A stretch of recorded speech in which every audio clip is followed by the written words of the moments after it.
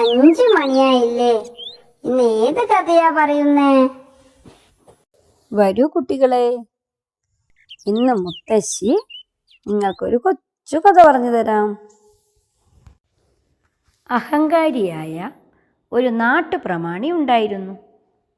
അദ്ദേഹത്തിൻ്റെ ഒരു കണ്ണ് വെപ്പുകണ്ണാണ്.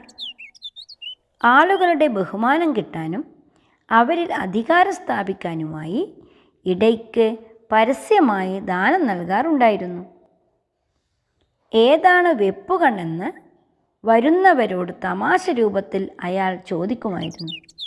എന്നാൽ ആർക്കും തന്നെ എളുപ്പത്തിൽ